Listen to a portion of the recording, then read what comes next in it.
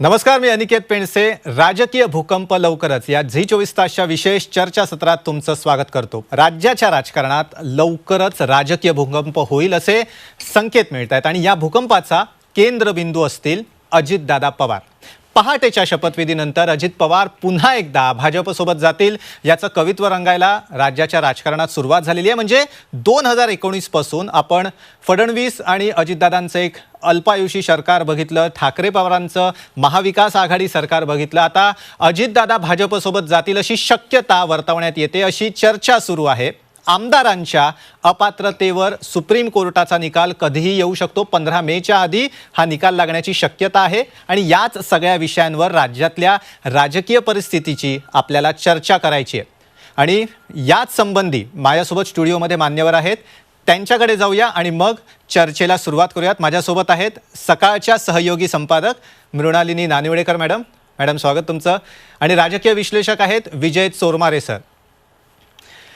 राज्यातल्या राजकीय भूकंपावर चर्चा करण्यापूर्वी मला तुम्हाला दोघांना एक प्रश्न विचारायचा आहे. मुळात आपण डिस्कशनची सुरुवातच त्यावरनं करूयात की राज्याच्या राजकारणात हे चाललंय काय.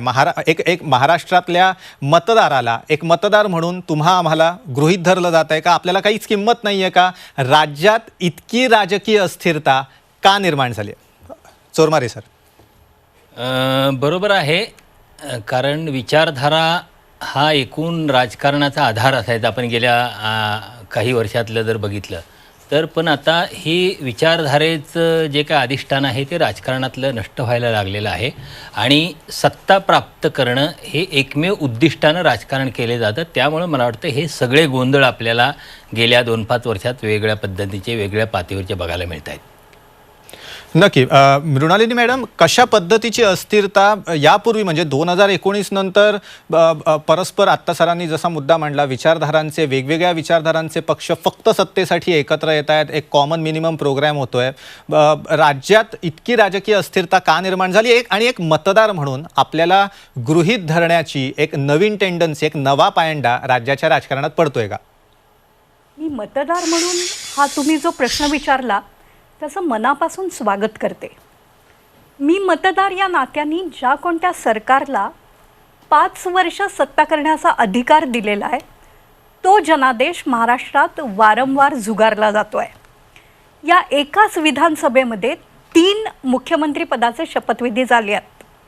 सत्ता बदल वारंवार होतो, पक्षात अंतर्गत काही दुफळी माजते, नेतृत्व बदल होतो, पण ह्या तिन्ही वेळेला मात्र अत्यंत वेगवेगळी समीकरणं प्रत्यक्षात आली, जो जनतेने दिलेला कौल नव्हता. त्यामुळे मला जनता म्हणून, मतदार म्हणून मी जो काय मताधिकार बजावते ते हेच फळ काय मम तपाला असं विचारायची वेळ आलेली आहे. आपण माध्यमकर्मी आणि विश्लेषक जे सकाळपासून रात्रीपर्यंत बोलत असतो त्याचा मला स्वतःलाच मतदार या नात्याने अत्यंत कंटाळा आलेला आहे. जनतेचे प्रश्न पार दूर गेलेले आहेत. कोण कोणाच्या मांडीला मांडी लावून बसतंय, त्याची विचारधारा काय आहे, हा प्रश्न कुठेही इथे अस्तित्वात राहिलेला नाही. आणि मी अत्यंत दुःखद अंतःकरणाने इथे माझं मत व्यक्त करू इच्छिते की महाराष्ट्राची जी काय घसरण गेल्या काही दिवसात झालेली आहे ती बिहारच्याही राजकारणाला लाजवणारी आहे. नक्की. सर, थोडासा याला उपप्रश्न घेऊन तुमच्याकडे यायचं आहे. मात्र त्यापूर्वी आता हे सगळं डिस्कशनची सुरुवात झालेली आहे अजित पवारांच्या मुद्द्यावरनं. अजित पवारांचे जे समर्थक आमदार आहेत ते मुंबईच्या दिशेनं रवाना झालेले आहेत आणि त्यांनी काय प्रतिक्रिया दिली आहे ती ऐकूयात आणि मग परत डिस्कशन स्टार्ट करूया. मी आज दुपारनंतर खरं तर मुंबईला जाणार आहे. जी परिस्थिती आहे ती तिथं गेल्यानंतर दादा भेटल्यावरच समजणार आहे. नक्की. विजय चोरमारे सर, मुद्दा असा आहे की राजकीय महत्त्वाकांक्षा, राज्यातल्या नेत्यांच्या राजकीय महत्त्वाकांक्षा यांमुळे मतदाराला आपण गृहीत धरलं जात आहे का? आता हा अजित पवारांचं एक उदाहरण झालं, पण शिंदेंनी जेव्हा बंद केलं किंवा शिवसेना फोडली तेव्हाही मुद्दा आला राजकीय मतदारांचा, राजकीय महत्त्वाकांक्षांचा. आणि मतदारांचा जर विचार केला तर आपलं मत आपण ज्यांना देतो ते कोणते वेगळेच व्यक्ती म्हणजे सत्ता येऊनही, संख्याबळ असूनही सत्ता स्थापन करतायत. राजकीय महत्त्वाकांक्षा यापूर्वी 2019च्या पूर्वी म्हणा किंवा 2014च्या पूर्वी म्हणा इतक्या बलाढ्य ठरताना दिसल्या नव्हत्या. याचं काय कारण वाटतंय? अशी परिस्थिती का ओढवली?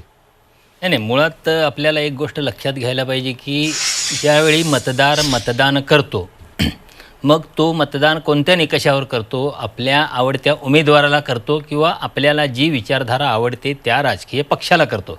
मला वाटतं तिथं मतदाराची जबाबदारी संपते. जबाबदारी संपते म्हणजे त्यानंतर त्याला फारशी पुढच्या निवडणुकीपर्यंत त्या मतदाराला तशी काही किंमत नसते.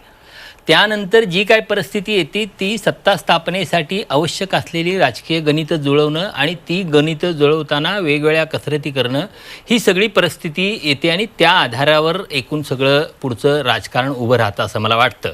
त्यामुळं एकदा मतदारांची जबाबदारी संपल्यानंतर मगाशी मॅडम म्हटल्या त्या पद्धतीनं मतदारांना खरं याचे क्लेश होतात का, याचे त्रास होतात का, होतात. आपण 2019च्या वेळी बघितलेले आहेत किंवा 2014मध्येही अशा पद्धतीच्या काही घटना घडामोडी घडल्यानंतर मतदारांना त्याचा त्रास झालेला किंवा त्या संदर्भातल्या प्रतिक्रिया आलेल्या आपण अनुभवलेल्या आहेत, ऐकलेल्या आहेत. हे आत्ता अलीकडं आपल्याला या प्रतिक्रिया समजायला लागलेल्या आहेत, ह्या भावना कळायला लागल्या. त्याचं कारण सोशल मीडिया आहे. कारण सोशल मीडियावरून मोठ्या प्रमाणावर लोक या संदर्भातल्या आपल्या भावना, आपली मतं व्यक्त करायला लागल्यात आणि त्यातून नेमकी ज्या राजकीय घडामोडी घडत आहेत त्या राजकीय घडामोडींच्या संदर्भानं लोकांचं मानस काय आहे, लोकमानस काय आहे, ते लोकांना काय वाटतं हे आपल्यापर्यंत यायला लागलेलं आहे.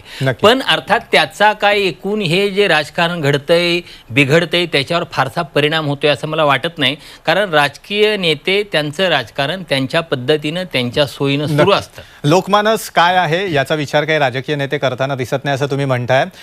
मृणालिनी मॅडम, आत्ताचं जे भूकंपाचं, कथित राजकीय भूकंपाचं केंद्रबिंदू आहे ते आहे अजित पवार. 2 प्रश्न आहेत. अजित पवारांना भाजपसोबत जावंसं का वाटतं किंवा अशा चर्चा का सुरू होतात? नेहमीच अशा चर्चा काही महिन्यांच्या अंतराने, आता तर काही आठवड्यांच्या अंतराने अशा चर्चा का सुरू होतात किंवा अजित पवार हे भाजपला नेहमी जवळचे का वाटतात? खरं तर या दोन्ही प्रश्नांची उत्तरं आपल्यापर्यंत जी काय माहिती येते आहे ती लक्षात घेतली तर सत्ताकांक्षा एवढंच आहे. मग अशी आपण म्हटलं की आत्ता अजितदादा काहीतरी भूमिका घेणार का असा प्रश्न आहे. दुसरं आपण हेही सांगितलं की शिंदे सत्तेच्या आकर्षणामुळे पक्षातनं बाहेर पडले. मला थोडंसं अजून मागे जायचं आहे आणि मी या निवडणुकांच्या थेट निकालापर्यंत नेते आहे. जनतेने जर कौल भाजप आणि सेनेला दिला होता आणि ज्या मतदारसंघांमध्ये सेना भाजपच्या युतीत सेनेचा उमेदवार होता त्याला जर भाजप समर्थकांनी मोदींना पंतप्रधान करायला आणि फडणवीसांना मुख्यमंत्री करायला मतदान केलं असेल तर उद्धव ठाकरेंनी वेगळी आघाडी उभारणं ती त्यांनी अत्यंत यशस्वीपणे उभारली, याबाबत दुमत नाही. पण तो देखील जनतेच्या मताशी, त्यांना मिळालेल्या कौलाशी दोगलेपणा होता का याचा पण विचार करायची गरज आहे. मी त्याहून थोडीशी मागे जाते. बंद खोलीत, बंद दरवाजा आड जर सत्ता अर्धी वाटायची ठरलं तर त्यात मुख्यमंत्रीपद होतं का नव्हतं हे देखील खुलासे किंवा हे देखील संभ्रम जनतेच्या मनात निर्माण झालेले आहेत. अशा परिस्थितीत मला माहिती नाही अजितदादा काय करणार आहेत. अशा परिस्थितीत कोणी एक महत्त्वाचा नेता किंवा वेगवेगळे महत्त्वाचे नेते वेगवेगळ्या टप्प्यावर वेगवेगळी पावलं उचलत असतील तर मला असं वाटतं की या सर्व लोकांच्या विचारधारेमध्ये, इच्छाशक्तीमध्ये आणि चिंतनामध्ये खरोखरच सत्ता हा एकमेव शब्द आहे का याचा कुठेतरी आपण बसून शांतपणे विचार करायला हवा आहे. सत्ता हे बदलाचं, परिवर्तनाचं माध्यम असतं. मी म्हणत नाही की सगळ्यांनाच सत्तेचे फायदेच हवे असतात, पण हे सगळं काम आपण सत्तेच्याच माध्यमातून करू शकतो असं या नेत्यांना का वाटतंय? आणि हे नेते खरोखरच आजच्या महत्त्वाकांक्षी जनतेचे, ज्यांना स्वतःचा विकास करून घ्यायचा आहे, त्यांचे प्रतिनिधी आहेत का याचा विचार करायची गरज आहे आणि त्यावर बोलणं फार आवश्यक झालेलं आहे. तुम्ही आत्ता जो मुद्दा मांडलात त्यालाच रिलेटेड असा अजितदादांचे जे समर्थक आमदार आहेत माणिकराव कोकाटे यांची प्रतिक्रिया आलेली आहे. ती प्रतिक्रिया ऐकू आणि त्या प्रतिक्रियेपासून पुढचं डिस्कशन करू. अजित पवार हे त्या कुटुंबाचे प्रमुख आहेत. आजच्या घडीला महाराष्ट्रामध्ये अजित पवार ही राष्ट्रवादी काँग्रेस पक्षाची संपत्ती आहे. अजित पवारला वजा केलं तर आजच्या घडीला फ्लोअरमध्ये राष्ट्रवादी काँग्रेस पक्षामध्ये काही नाही. कारण त्यांची जी काम करण्याची पद्धत आहे, त्यांचं जे प्रशासन चालवण्याची पद्धत आहे, जी आमदारांना सांभाळण्याची पद्धत आहे किंवा त्यांचं काम करण्याची पद्धत आहे ती दुसरा कोणालाही शक्य नाही. त्यामुळे अजित पवारांनी काही वेगळा निर्णय घेतला तर काय होईल हे सांगता येणार नाही. राष्ट्रवादीला बरोबर घेऊन पुन्हा एकदा मोदी साहेबांना पंतप्रधान करता येते की काय, आणि त्यांच्यावर तेवढा एकच मार्ग आहे असं माझं मत. त्यामुळे ते त्यांच्या परीने ते प्रयत्न करणारच आहेत. कोणी सध्याच्या राजकीय भूकंपाचा केंद्रबिंदू हे अजित पवार आहेत अशी चर्चा सुरू आहे आणि अजित पवार हे नेहमी भाजपला जवळचे का वाटतात असाही मुद्दा चर्चेला येणं हे फार महत्त्वाचं आहे. याविषयी मला तुमच्या दोघांकडे यायचं आहे. मात्र आत्ता झी 24 तासचे मुख्य संपादक निलेश खरे आपल्यासोबत आहेत. निलेश सर, राजकीय चर्चा करण्यापूर्वी मी दोघांना एक प्रश्न विचारलेला होता की एक मतदार म्हणून तुमचा भ्रमनिरास झालेला आहे का? एक मतदार म्हणून आपल्याला गृहीत धरलं जात आहे, आपल्या मताला काही किंमत नाही आहे, अशी तुम्हाला भावना निर्माण झाली आहे का? हाच प्रश्न घेऊन मला तुमच्याकडे यायचं आहे की एक मतदार म्हणून जे काय राज्यात सध्या सुरू आहे त्यावर तुम्हाला काय वाटतं?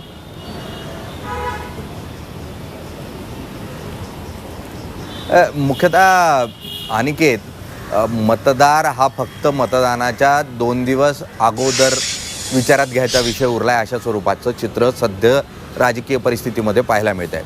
मग सेनेनं भाजपला दिलेली सोडचिठ्ठी असो किंवा NCPने किंवा अजित पवारांनी सकाळचा घेतलेला शपथविधी असो, कोणत्याही राजकीय पक्षामध्ये नेत्यांना विचार आणि विचारसरणी ही उरलेली नाही हे स्पष्ट झालेलं आहे. मग शिवसेनेचं भाजपला सोडतानाचं जे धोरण होतं तेच भाजपचं अजित पवारांना सकाळच्या शपथविधीमध्ये बरोबर घेतानाचं धोरण होतं.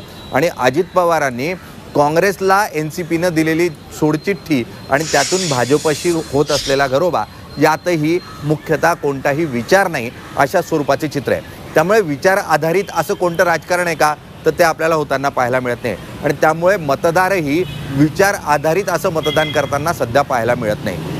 व्यक्ती, पक्ष आणि जात या मुद्द्यांवर जोपर्यंत मतदार हा मतदान करत राहील तोपर्यंत त्याला अशा स्वरूपात गृहीत धरलं जाईल. आणि त्यामुळे जर आज ही परिस्थिती तयार झालेली असेल तर त्यासाठी मतदारच जबाबदार आहे. मतदारांनी दरवेळी दिलेला कौल हा त्रांगडं निर्माण करणारा आहे, स्पष्ट स्वरूपाची भूमिका आहे, मतदार घेत नाही अशा स्वरूपाचं चित्र आहे. आणि जोपर्यंत मतदार ज्या स्वरूपात इंदिरा गांधी यांना भारतातल्या मतदारांनी सत्सद विवेक, एक जो सामूहिक असा सत्सद विवेक असतो मतदार म्हणून, तो सत्सद विवेक सामूहिक पातळीवर जोपर्यंत समोर येत नाही तोपर्यंत हे चित्र बदलणार नाही. तो सामूहिक सत्सद विवेक 2014ला दाखवला.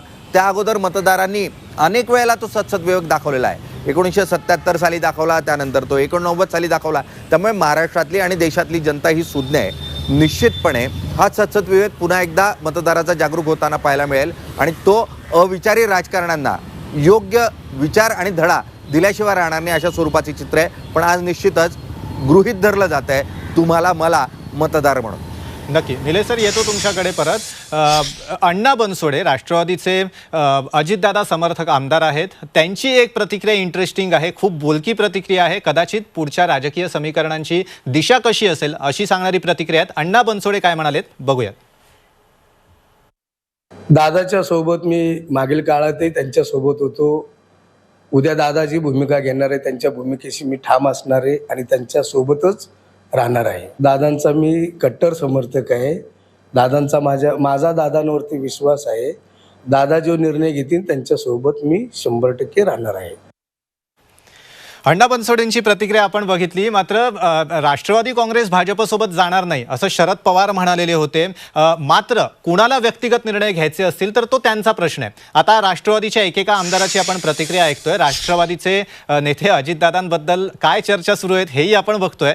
अशा परिस्थितीमध्ये प्रश्न येतो की शरद पवारांनी जे विधान केलं की राष्ट्रवादी सोबत म्हणजे भाजप सत्ता स्थापन करणार नाही किंवा राष्ट्रवादी भाजपसोबत जाणार नाही, मात्र कुणाला व्यक्तिगत निर्णय घ्यायचा असतील तर तो त्यांचा प्रश्न आहे. या विधानाचा अर्थ नेमका काय घ्यायचा? पवारांचं हे विधान म्हणजे आपण असं म्हणू शकतो का की पवारांची संमती किंवा आशीर्वाद घेऊनच अजितदादा निर्णय घ्यायच्या तयारीत आहेत? चोरमारे सर. अनिकेत, मला असं वाटतं की या सगळ्याची आपण पुढच्या चर्चेकडे जाण्याआधी मूळ हा विषय सुरू कसा आणि कुठून झाला, अजित पवार आणि भारतीय जनता पक्षामध्ये जाण्याचा, या संदर्भात काही गोष्टी आपण इथं स्पष्ट केल्या पाहिजेत असं मला वाटतं. महाराष्ट्रात जे सत्तांतर झालं आणि एकनाथ शिंदे यांच्या गटानं शिवसेनेतून बाहेर पडून एक स्वतंत्र गट स्थापन केला, आता त्यांना पक्ष म्हणून मान्यता मिळायला हा भाग वेगळा. पण ही जी सगळी पक्षात शिवसेनेत फूट पडली आणि पक्षांतर झालं, त्या संदर्भातल्या आमदारांच्या अपात्रतेच्या संदर्भातलं एक सर्वोच्च न्यायालयात जे प्रकरण सुरू आहे, त्याचा निकाल नजीकच्या काळात म्हणजे आजपासून 2 ते 3 आठवड्यात कधीही येण्याची शक्यता आहे. आणि त्या निकालामध्ये ज्या अनेक शक्यता, 1, 8, 10, 12 शक्यता व्यक्त होत आहेत, त्यातली एक शक्यता अशी आहे की उद्धव ठाकरे गटाच्या मागणीनुसार एकनाथ शिंदे गटाचे 16 आमदार अपात्र ठरतील आणि त्यामध्ये एकनाथ शिंदेसुद्धा अपात्र ठरणाऱ्यांच्या आमदारामध्ये असतील.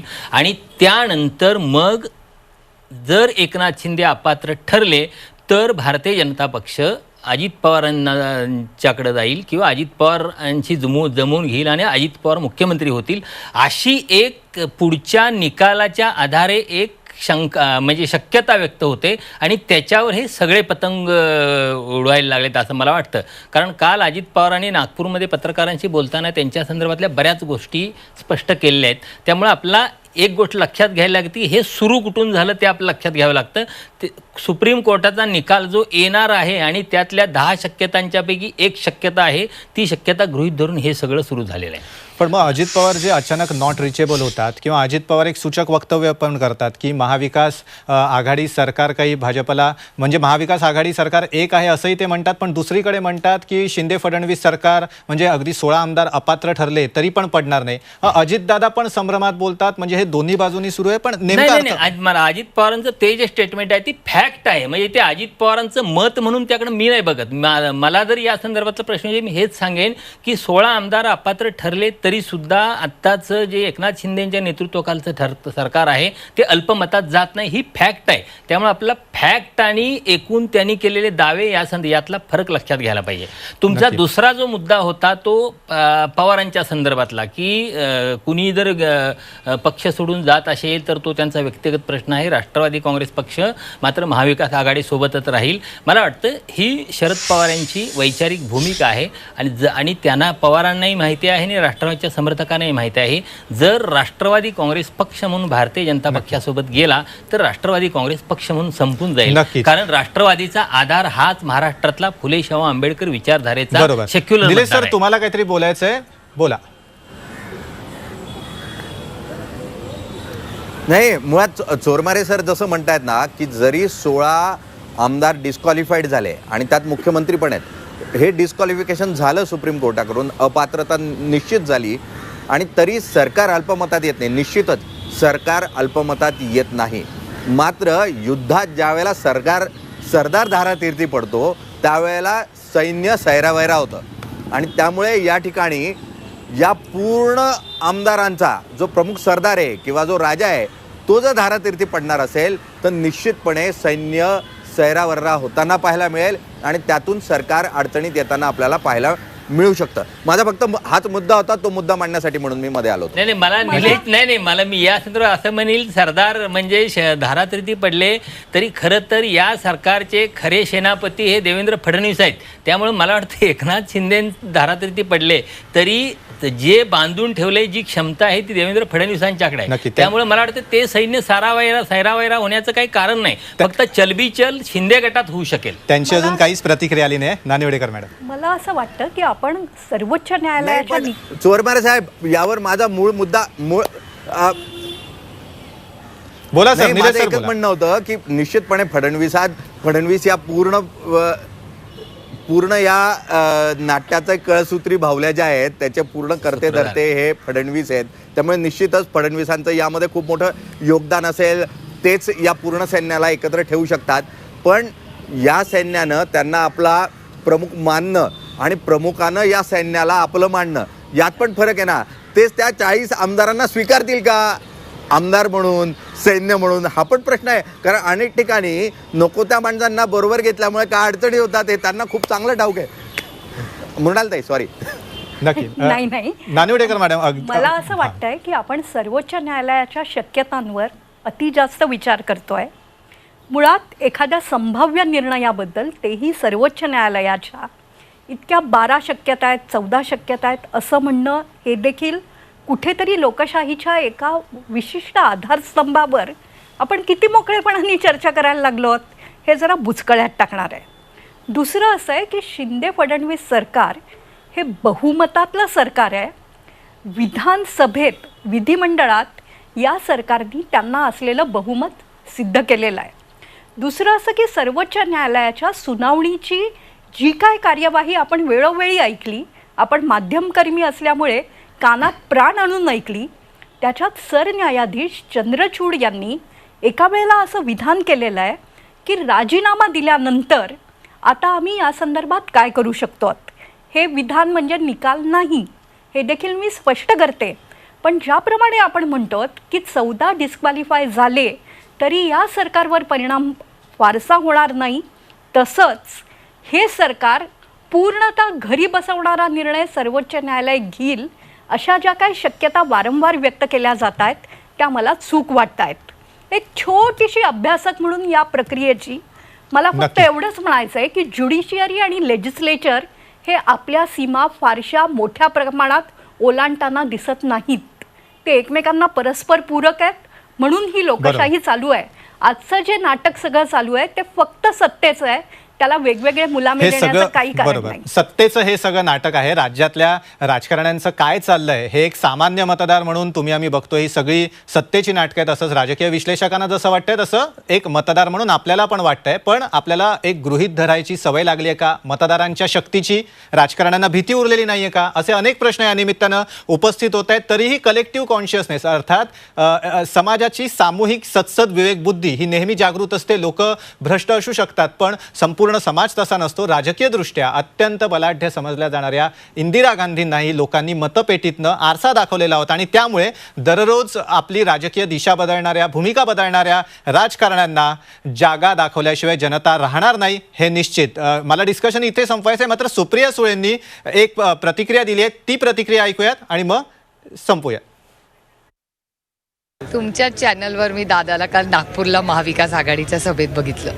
कालही मी दादाशी जेव्हा बोलले तेव्हा हे सगळे नागपूरला त्याच कामासाठी बसले होते की महाविकास आघाडीच्या माध्यमातून आता शेतकऱ्यांचे प्रश्न असतील किंवा ज्या चुकीच्या गोष्टी आज राज्यात होत आहेत त्याचा पुढचा टप्पा काय, आणि त्याच्यामुळे एखादा कार्यक्रम कोणी रद्द केला तर म्हणून काय लगेच काय त्याच्यात एवढं स्पेक्युलेशन करायची काही गरज नाही असं मला तरी वैयक्तिकपणे वाटतं.